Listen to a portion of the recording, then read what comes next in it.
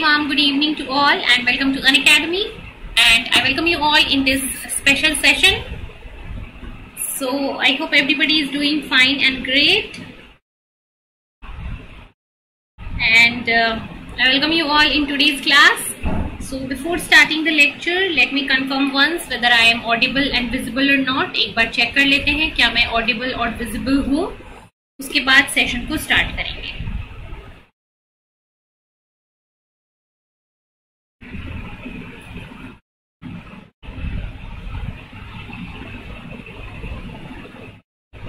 चलिए, जो वीडियो जो है वो हमारी लाइव आ चुकी है.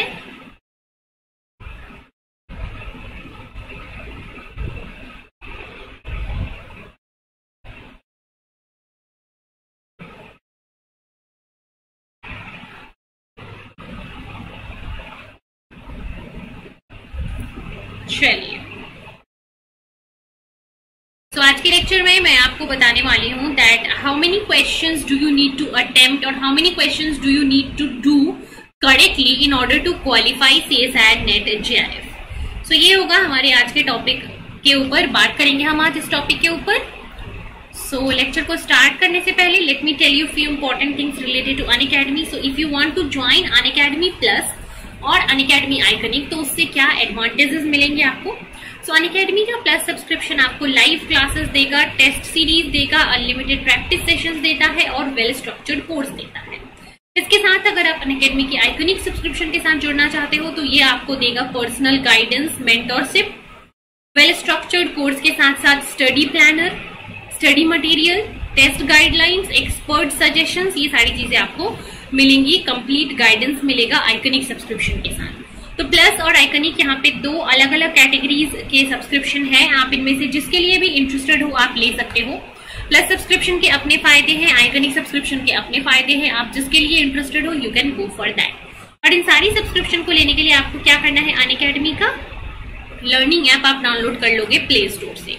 प्ले स्टोर पे आपको अनअकैडमी लर्निंग ऐप सर्च करना है, उसको इंस्टॉल कर लेना है.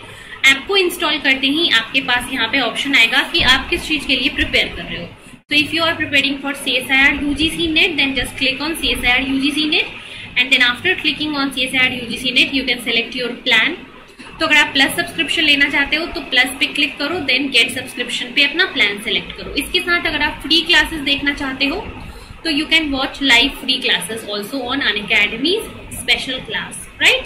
सो अनअकैडमी के ऊपर आप फ्री क्लास भी कर सकते हो और अनअकैडमी के ऊपर आपको पेड क्लासेस भी मिलती हैं.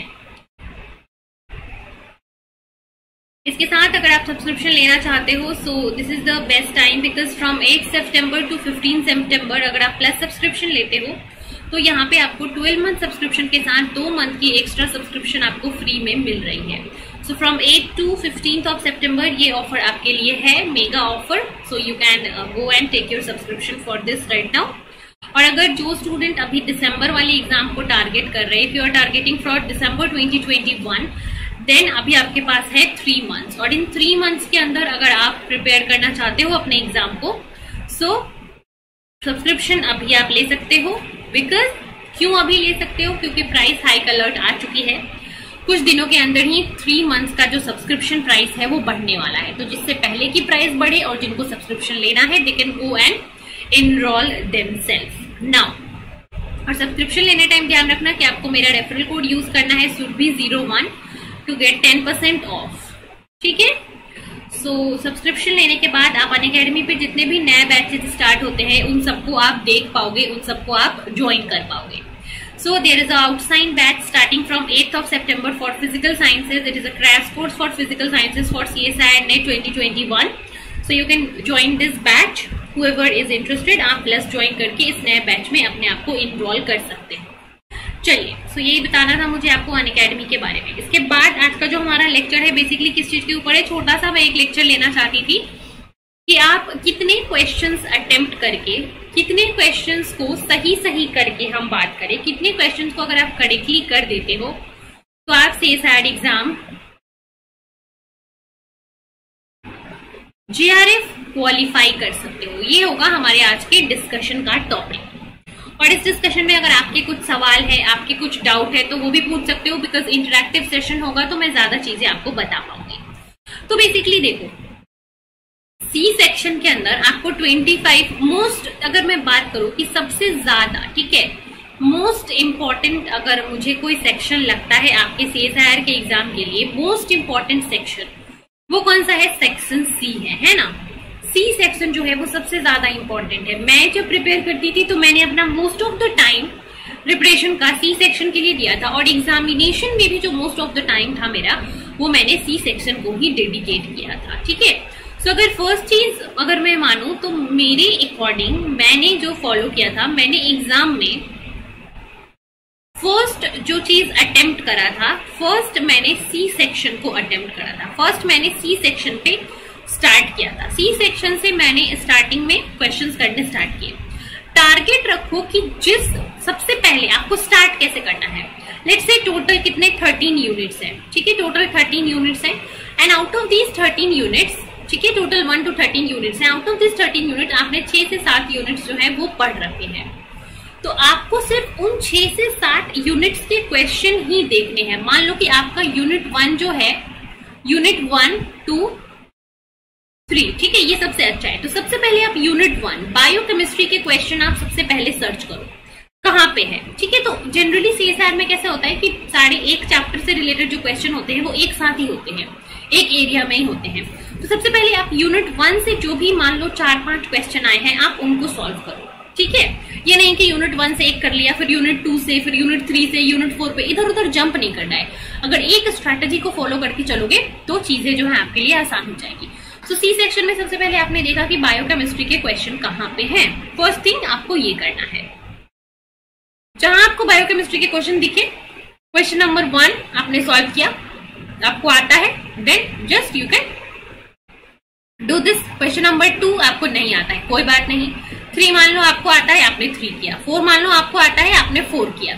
5 आपको मान लो थोड़ा डाउट है तो इसको आपने मार्क करके छोड़ दिया। इसके बाद आपने नेक्स्ट यूनिट 2 सेल बायोलॉजी अच्छे से पढ़ रखी है, तो यूनिट 2 के जो क्वेश्चन है वहां पे जाओ, ठीक है। सिमिलरली यूनिट 2 के क्वेश्चन जो जो आपको आते हैं उनको सॉल्व करो। यूनिट 3 पे जाओ, 4 पे जाओ। मान लो यूनिट 5 आपने नहीं पढ़ रखा है, तो यूनिट 5 के क्वेश्चन को हमें देखना भी नहीं है। बेकार में हम अपना टाइम क्यों वेस्ट करें, और हम क्यों उसमें अपना टाइम इन्वेस्ट करें, फिर हम सोचे कि क्या ये ऑप्शन हो सकता है, क्या इसको हम टिक कर दें, तो तुक्का मारने वाली बात हो जाती है। तो ऐसा हम क्यों करें? क्यों ना हम जितनी टॉपिक्स ऑलरेडी पढ़ के आए हैं, ठीक है, मान लो 6-7 यूनिट, इन 6-7 यूनिट्स में से हमको बस 25 क्वेश्चन ही तो करने हैं। तो क्यों ना पहले हम देख ले कि इन 6 to 7 यूनिट्स के अंदर हमारे वो 25 क्वेश्चन कवर हो रहे हैं या नहीं। तो ऐसे ही फिर आप ऐसे ही जाओ अलग यूनिट पे, मान लो आपने इकोलॉजी इवोल्यूशन पढ़ा है तो इकोलॉजी इवोल्यूशन के पार्ट पे जाओ, वहां से पहले क्वेश्चन सॉल्व करो। तो अगर आपने ये जो 6 से 7 यूनिट्स पढ़ रखे हैं, इनसे अगर आपको 25 क्वेश्चंस लग जाते हैं तो आपको फिर बाकी के यूनिट्स देखने की जरूरत ही नहीं है। And I can guarantee you कि अगर आप 6 से 7 यूनिट अच्छे से करके जाते हो कंप्लीटली, ये नहीं कि कुछ टॉपिक छोड़ दिया, कंप्लीटली सिर्फ आउट ऑफ 13 यूनिट्स सिर्फ 7 यूनिट्स अगर आप करके जाते हो ना, आप सीएसआईआर नेट एग्जाम क्वालिफाई कर सकते हो आराम से। बस आपको क्या करना है, आपको ये जो 6 to 7 यूनिट्स जो आपने चूज किए हैं, इसको पहली चीज कंप्लीट करना है ना। ये नहीं कि कुछ पार्ट पढ़ लिया, कुछ पार्ट आपको टफ लग रहा है तो छोड़ दिया, तो फिर वो आपका चैप्टर कंप्लीट नहीं हुआ। मान लो वो टफ वाला पार्ट ही आ गया तो फिर आप अटेम्प्ट नहीं कर पाओगे। तो 6 to 7 यूनिट को चूज करना है और उसको कंप्लीट करना है ना, और सिर्फ उसी यूनिट के क्वेश्चन को करना है। ये चीज जो है आपको बिल्कुल ध्यान रखनी पड़ेगी, ठीक है। तो 6 to 7 यूनिट्स। और अगर कितने क्वेश्चंस अटेम्प्ट करने की मैं बात करूं, तो अगर आप पार्ट सी में आउट ऑफ 25 अगर आप 22 to 23 क्वेश्चन सही कर देते हो, ठीक है, तो कितने मार्क्स बन गए आपके?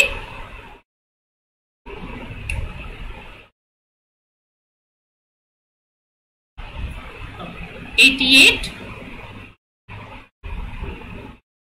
और 92। 88 और 92 मार्क्स आपके सिर्फ और सिर्फ यहीं से आ गए। और अगर आप सेफ साइड पे लेके चलो तो 120 मार्क्स प्लस अगर आप स्कोर कर लेते हो तो आपको जेआरएफ क्वालिफाई करने से कोई भी नहीं रोक सकता। सो 120 में से अगर आप 88 को माइनस कर दो, सो कितना हो जाएगा? 32। अभी सिर्फ आपको 32 मार्क्स लाने हैं किससे, सेक्शन ए और सेक्शन बी से। आराम से सेक्शन ए में 2-3 क्वेश्चन कर लो, सेक्शन बी में जो क्वेश्चन आते हैं वो कर लो। 32 मार्क्स आप आराम से ए और बी से सिक्योर कर पाओगे। तो मेजर फोकस अगर आपका सेक्शन सी है और सेक्शन सी से आप 22 क्वेश्चन सही कर देते हो आउट ऑफ 25 में से, पहले तो आपके पास इतने सारे ऑप्शन है, उसमें से आपको सिर्फ 25 करना है। उन 25 में से अगर आप 20 से 22 क्वेश्चन सही कर देते हो then you can easily qualify the exam. अगर आप 20 क्वेश्चन मान लो इधर से कर देते हो तो फिर थोड़ा सा फोकस आपको सेक्शन बी पे ज्यादा देना पड़ेगा। सो अकॉर्डिंगली अगर आप पार्ट सी पे ज्यादा फोकस दे रहे हो, पार्ट सी से 22 टारगेट कर रहे हो, तो पार्ट बी आप थोड़ा लूज छोड़ सकते हो। अगर आप पार्ट सी में 20 क्वेश्चन सही कर पा रहे हो तो आपको थोड़ा सा पार्ट बी में ज्यादा फोकस करना पड़ेगा। बट इन शॉर्ट आपकी स्ट्रैटेजी यही होनी चाहिए कि मुझे ओवरऑल मार्क्स कितने लाने हैं, है ना, दोनों सेक्शन से मिला के। अगर आपका सी सेक्शन ज्यादा स्ट्रांग है तो आप सी सेक्शन पे ही मैक्सिमम मार्क्स को टारगेट करो। सो ये मेरी स्ट्रैटेजी होगी जो मैं आपको सजेस्ट करना चाहूंगी। And now if you have any question related to anything you can ask, accordingly मैं फिर आपका जवाब दूंगी। ठीक है, सो हाउ मेनी क्वेश्चंस अगर हम बात करें, सो बेसिकली पार्ट सी से आपको 20 से 22 क्वेश्चन अगर आप सही कर देते हो then you can qualify the exam very easily. ठीक है, उसके अकॉर्डिंगली अगर आप 30 to 40 मार्क्स ले आते हो सेक्शन ए और बी को मिला के, और 80 to 90 मार्क्स अगर आप ले आते हो सेक्शन सी से अकेले अकेले, then you can easily qualify the exam, right. Now if anybody has any question you can ask right now. Yes, anybody want to ask anything?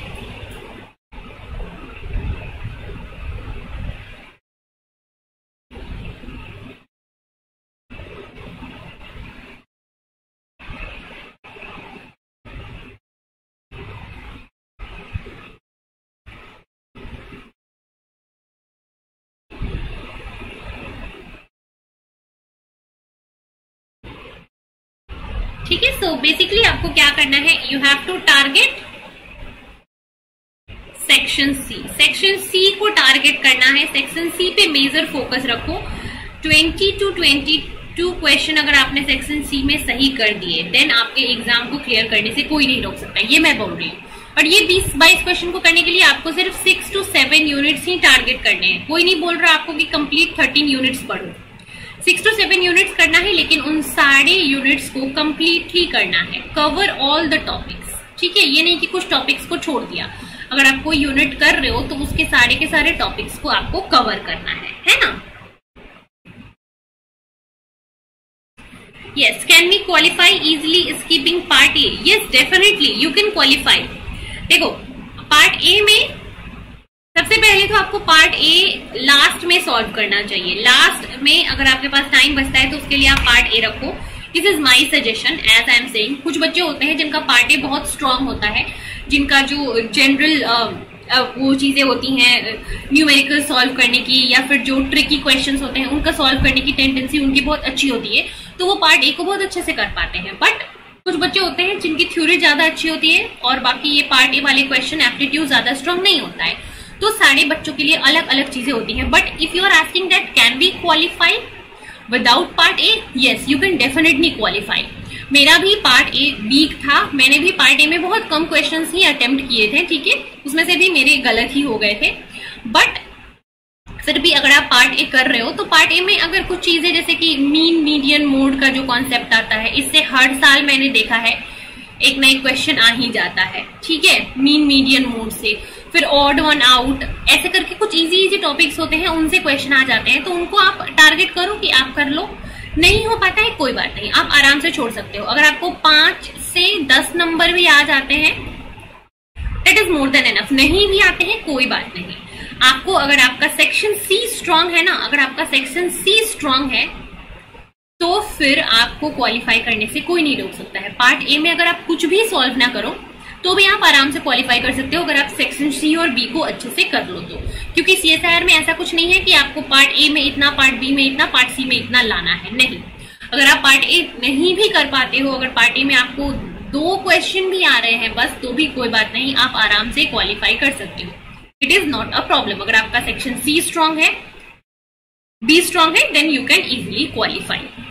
Just you have to score 120 plus marks. अगर आप इसको ए से लाते हो, B से लाते हो, सी से लाते हो, it doesn't matter. आपको बस 120 से ऊपर मार्क्स लाने हैं. अगर आपका सी सेक्शन बहुत ही ज्यादा स्ट्रांग है तो ये 120 मार्क्स आपके लिए बहुत ही आसानी से आ जाएंगे आपको. ठीक है.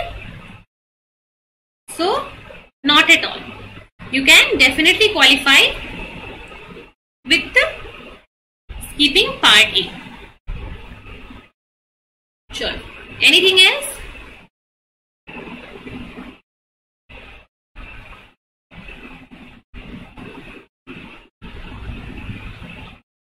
Anything else anybody want to ask?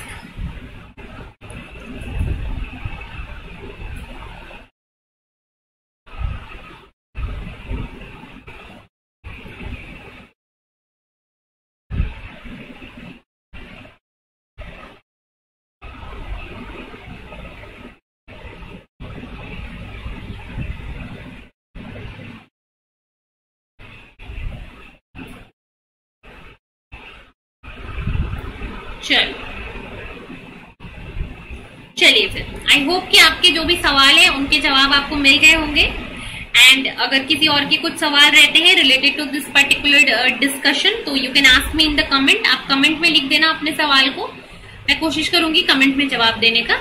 या फिर आप किसी नॉर्मल क्लास के लाइव सेशन में भी पूछ सकते हो, इट्स नॉट अ प्रॉब्लम. सो अगर वीडियो अच्छा लगा, इससे आपको कुछ सीखने को मिला, अगर मेरी स्ट्रैटेजी आपको थोड़ी सी भी अच्छी लगी तो you can like this video, share this video and subscribe to our channel. That's all for today's class and thank you so much.